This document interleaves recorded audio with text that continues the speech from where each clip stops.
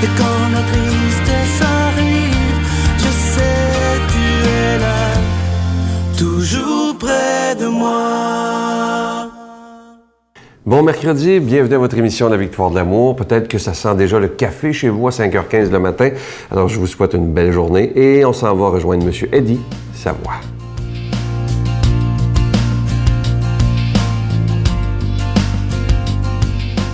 Bonjour, M. Savoie. Monsieur Sylvain, bonjour. Bonjour. Vous avez plus de 5000 résidents dans vos résidences Soleil et vous les côtoyez évidemment tous les jours. Qu'est-ce que vous remarquez qui est la plus grande souffrance des personnes du bel âge? Bien, je vais peut-être vous surprendre, Monsieur Sylvain, mais la plus grande souffrance des gens du bel âge, c'est quand les enfants les délaissent, qu'ils ne viennent plus les voir. Puis, souvent, on voit des gens qui sont quand même assez unis, puis à un moment donné, quand même, les gens arrivent dans une résidence, puis ils décident quand même de confier leurs argent à leurs enfants. Leurs enfants partent en affaires où ils font des choses, puis à un moment donné, ils ne peuvent plus leur payer leurs intérêts. À partir de ce moment-là, ils vont arrêter de venir les voir. À cause qu'ils sont gênés. Exactement. Ça, là, c'est incroyable. Puis, moi, je dis toujours à tout le monde qui demeure chez nous, soyez prudents. Soyez prudents parce qu'on ne sait jamais ce qui peut nous arriver. Puis si on a quand même des sous qu'on est habitué de mener un train de vie, il faut s'en garder pour être capable de suffire à nos besoins.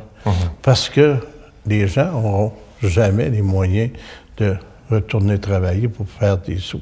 C'est la raison pour laquelle que souvent on parle à des gens, puis on les informe des programmes qu'il y a. Puis il y a des gens quand même qui sont très malheureux parce qu'ils ont manqué de choses, puis de moyens, ou ce qui demeurait auparavant dans leurs appartements, puis ils ont eu une grande souffrance de la solitude. Mais ce qui est le pire dans les résidences, c'est les enfants, quand ils diminuent de venir voir leurs parents. Parce que chaque fois qu'on voit quelqu'un qui vient voir ses parents avec ses enfants, tu vois quand même un rayon de soleil dans ces personnes-là. Oui, ça doit. Puis ça dure, puis ils ont hâte, puis ils sont fiers de dire « Hey, gars, c'est mon gars, c'est Paul. Tiens, c'est son petit-fils. Hey, moi, je suis son arrière-grand-mère, etc., etc. » C'est des choses très importantes. Mais vous savez quand même, la souffrance dans les résidences, c'est les endroits où est-ce qu'ils n'ont pas d'activité régulièrement. C'est pas le cas chez Exactement. Pour être capable quand même d'oublier quand même la solitude qu'ils ont connue auparavant. Dans une résidence, d'avoir un comité des résidents, ça amène toujours quelque chose d'extraordinaire. Merci, M. Savoie. Ça m'a fait plaisir. Notre Père qui es aux cieux, que ton nom soit sanctifié, que ton règne vienne, que ta volonté soit faite sur la terre comme au ciel. Donne-nous aujourd'hui notre pain de ce jour. Pardonne-nous nos offenses comme nous pardonnons à ceux qui nous ont offensés. Ne nous laisse pas entrer en tentation, mais délivre-nous du mal, car c'est à toi qu'appartient le règne, la puissance et la gloire pour les siècles des siècles. Amen. Je suis tellement content, je vous en parle depuis déjà 2 semaines, de ce beau cadeau du mois. Je vous rappelle que c'est une belle idée du bon pape François il y a quelques mois au Vatican, lorsqu'il a présenté ça à la fenêtre, où il a dit aux gens qu'il avait un nouveau médicament spirituel à offrir aux chrétiens du monde. Ça s'appelle Miséricordia et c'est un chapelet. Et les grains du chapelet, c'est ça qui est beau, c'est en forme de cœur. À l'intérieur de la petite boîte, vous avez aussi les instructions, comment dire ce chapelet de la miséricorde, et aussi une belle image de Jésus miséricordieux. Ça se donne vraiment bien en cadeau. C'est original. Vous savez qu'en Europe, il en manque partout depuis que le pape a parlé de ça. Et nous sommes les premiers en Amérique à la Victoire de l'amour à vous offrir ce si beau cadeau du mois, Miséricordia. Merci au bon pape François d'avoir eu cette si bonne idée. Je vous rappelle que c'est avec un don de 25 $ et si vous en voulez 2, avec un don de 40 $. Je vous donne l'adresse. La Victoire de l'amour, casier postal 120, succursale Boucherville à Boucherville. Le J4B 56, je vous la redonne. La Victoire de l'amour, casier postal 120, succursale Boucherville à Boucherville. Le J4B 56. Également par carte de crédit dans le 514-523-4433, 523-4433 et sans frais le 1-888-811-9291, 1-888-811-9291 et aussi sur notre site Internet, le www.lavictoiredelamour.org. Alors, je vous rappelle, ce médicament spirituel bon pour l'âme, 59 granules qui peuvent complètement changer notre vie et ça nous amène à aimer davantage. Merci de tout cœur de votre générosité.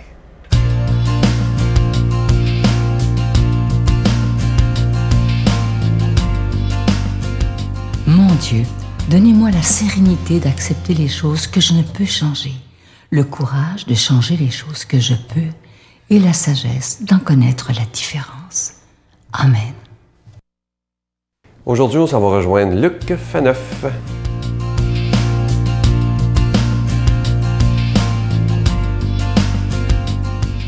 Bonjour, merci d'être là pour votre méditation quotidienne de la parole de Dieu.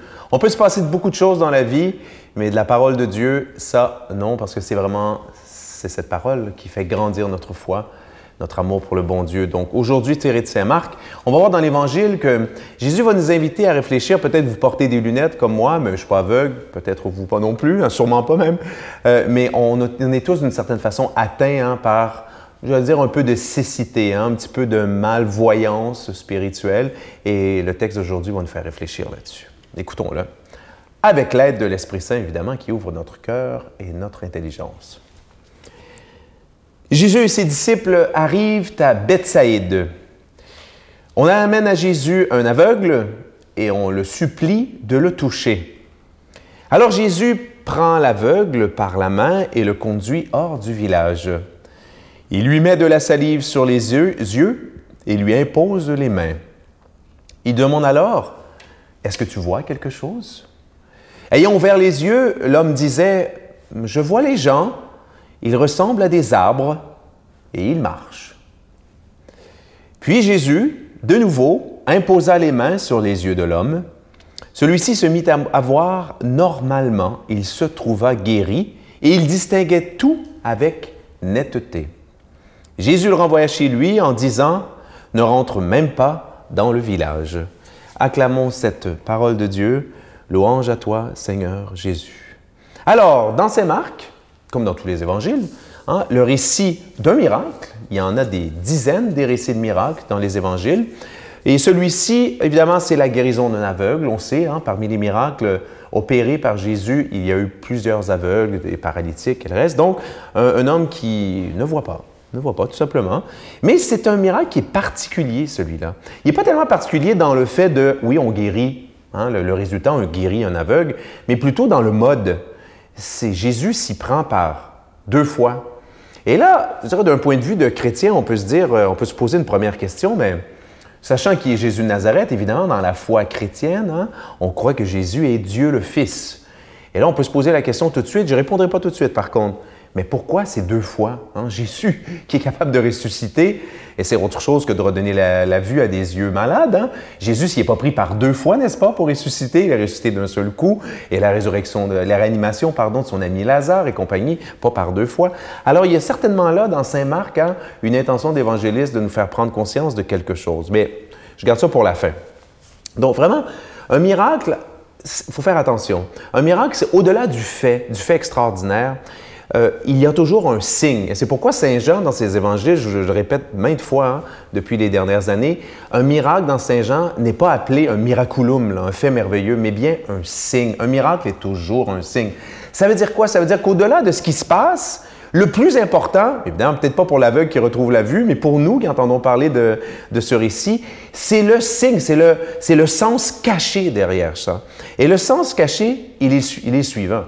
C'est que si Jésus fait des miracles et que, oui, logiquement, Jésus est Dieu le Fils, Dieu venu sur terre, le Messie venu sauver son peuple, c'est que chaque miracle est un signe concret de la bonté de Dieu, de l'amour de Dieu envers nous. Dieu veut que l'on soit en santé. Dieu veut que l'on soit heureux. Dieu veut pas qu'on soit malade. Dieu veut pas que l'on meure. Notre Dieu est le Dieu de la vie. Et voilà pourquoi Jésus, pendant toute sa vie, va sillonner les routes et partout où il va passer, il va faire le bien. Pas seulement le bien, je dirais, en abstrait, là, dire des belles paroles, mais le bien très concret. Hein? Jésus, médecin des corps, et Jésus, médecin des âmes. Okay? Si l'évangéliste prend peine de rappeler ce récit, c'est qu'il veut nous envoyer un message à la communauté, évidemment à tous les gens qui allaient lire son évangile à la suite de sa première communauté. Au fond, il nous parle à nous, qui ne sommes, dans l'immense majorité d'entre nous, pas aveugles. Et il veut nous dire quelque chose, c'est qu'au fond, il y a la guérison, je dirais la maladie première qui est biologique de juste, je ne suis pas capable de voir ce texte, je ne suis pas capable de vous voir, mais il y a une maladie, un aveuglement, une malvoyance qui est autrement plus grave que celle-là. Et c'est la malvoyance spirituelle. D'accord? Et ça, c'est une maladie, non pas des yeux, une maladie de l'âme. Et Jésus, au fond, sa mission, plus profondément, c'est pas tant de redonner, de reconnecter, je ne sais pas moi, des tissus nerveux qui ne fonctionnent pas dans les yeux ou dans des organes. Et tout ça. Non, non. Jésus, sa mission, c'était de nous faire voir, de nous faire comprendre que notre vie a un sens, hein? Qu'on ne vient pas du hasard, qu'on ne retourne pas au hasard. Jésus est venu révéler le Père. Jésus a voulu que nous apprenions à voir spirituellement Dieu dans notre vie. Hein? De la première seconde de notre vie à la dernière. Voir Dieu présent, comme disait le fondateur des Jésuites, Saint Ignace, hein? Voir Dieu en toutes choses. Et là-dessus, je pense qu'on a des questions à se poser. On a des questions à se poser parce qu'il y a plusieurs choses qui obstruent notre vision dans notre vie, hein, qui nous empêchent de voir Dieu. La première, c'est qu'on laisse un paquet de préoccupations humaines, trop humaines, nous empêcher d'approfondir notre regard spirituel par la prière, par la lecture de la parole, je dirais surtout par la prière, hein? Qu'elle soit une prière personnelle, communautaire ou avec la Bible, mais juste purifier notre regard, le tourner vers Dieu. Plus on le regarde vers Dieu, plus on prie, plus on est capable de le discerner dans notre vie. Demandons ça, cette guérison, hein, du regard. Demandons aussi à Dieu de nous bénir, lui qui est Père, Fils et Saint-Esprit. Bonne journée. Je vous salue Marie, pleine de grâce. Le Seigneur est avec vous. Vous êtes bénie entre toutes les femmes, et Jésus, le fruit de vos entrailles, est béni. Sainte Marie, Mère de Dieu, priez pour nous pauvres pécheurs, maintenant et à l'heure de notre mort. Amen.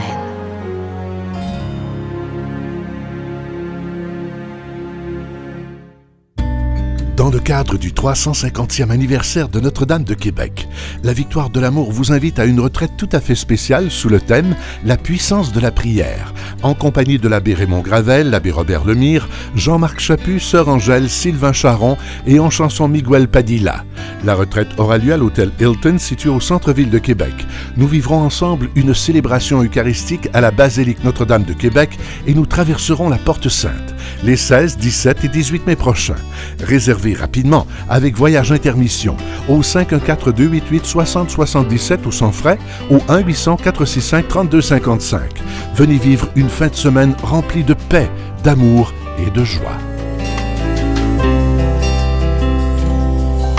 Je vais partager avec vous un beau code d'éthique amérindien. C'est de toute beauté que c'est sage. Ça dit ceci: ne parle jamais en mal des autres. L'énergie négative que tu déverses se multipliera et te reviendra. Tout le monde fait des erreurs et toutes les erreurs peuvent être pardonnées. Les mauvaises pensées causent la maladie de l'esprit, du corps et de l'âme. C'est tellement vrai. Alors faisons attention toujours à ce qu'on dit et à nos pensées qu'on a à l'intérieur ici, parce qu'elles peuvent nous construire ou simplement nous détruire. Bonne journée. Bye. J'ai dû quitter mon travail et j'ai été 8 à 9 mois soignée avec des médicaments et à l'aide d'un psychiatre. Et 5 à 6 ans, je peux dire, là, de convalescence. Alors, c'est ça, c'est que c'est difficile à accepter lorsque tu as été une superwoman, une femme forte. La Victoire de l'Amour remercie de tout cœur les Résidences Soleil de leur accueil si chaleureux.